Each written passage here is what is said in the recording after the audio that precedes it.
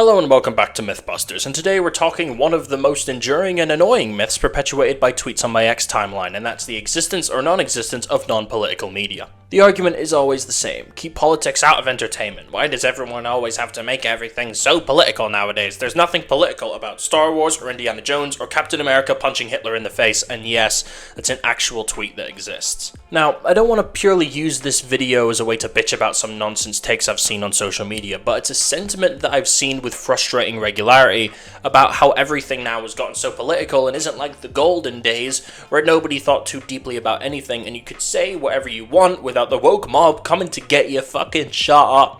It's always ironic to me that these crowds will always be completely fine if their politics is the ones the media pushes, but the moment Anthony Mackie, for example, dares to say that Captain America character isn't necessarily representative of America itself, or there is any kind of LGBTQ plus representation in literally anything, like Season 2 of The Last of Us, for example, then they come out with their pitchforks and torches for daring to poison entertainment with your dangerous agendas that just so happen to be the exact opposite of whatever nonsense bullshit they themselves are peddling.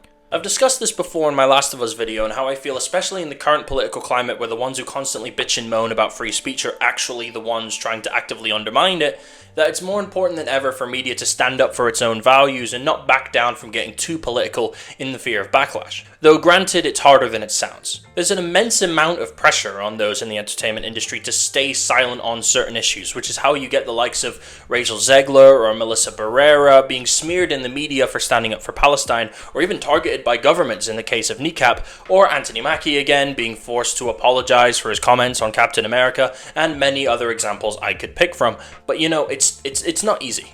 Not everyone's in that Pedro Pascal situation. Nigh upon untouchable is one of the most sought-after actors in the industry, and using that platform to advocate strongly for the likes of trans rights. I love that, but you know, not everyone has got that luxury. A lot of others will have that strong hand on their shoulder saying not to get involved, which is a shame, but it's how the industry seems to work. It's a pattern that's happening everywhere right now, be it in politics, education, sports, media, entertainment, whatever, and it's a frightening reality which must be fought tooth and nail. There's a larger conversation which can be had about the celebrities who don't speak out, those who were high and mighty during election time last year, for example, but have all gone all but silent since then, or on the flip side, people who are now only jumping onto the right side of history because it's convenient for them, but for now, I really just want to hammer home this point. Non-political media does not exist, be it films, music, or television, theater, or video games, whatever.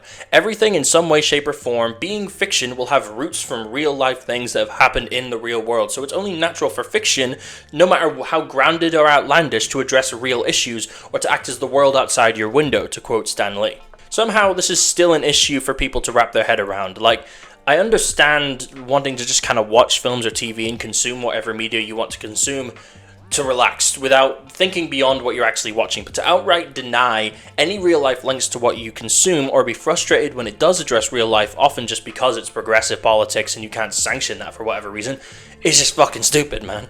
I've gone through some examples already, like Captain America, or Snow White, or Melissa Barrera and Scream, and this isn't even opening the can of worms of media based on real life problems like adolescence, because fucking hell, that's a whole other thing to talk about. But let's talk about the most recent debate surrounding this subject, that being Season 2 of Andor, the Star Wars spin-off show on Disney+, and the attempted rape scene in which Adriana Arjona's character literally says a male character tried to rape her. Frankly, when I saw this, I was taken aback, but not for the reasons those complaining about it are. I was astonished that Star Wars of all IP, the same self-conscious, backlash-stricken Star Wars that all but erased an Asian character from a film because of how aggressively hated she was, that they had the balls in 2025 to feature an outright attempted rape scene, because that's very, very un-Star Wars, especially Disney Star Wars. And of course, the usual suspects had a field day with this, calling it disgusting and out of place, like Princess Leia wasn't heavily implied to be a sex slave in Return of the Jedi, but whatever.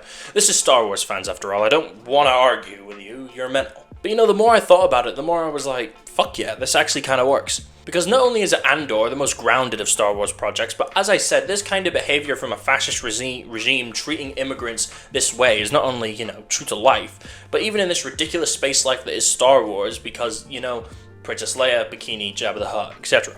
And it's all the more ironic that these people who make these properties like Star Wars such a massive part of their personalities and so vehemently defend the non-political nature of it, when those behind the projects will literally be upfront and say, yeah, that was intentional. You don't think George Lucas was basing Star Wars heavily off political tensions of the time? Of fucking course he was.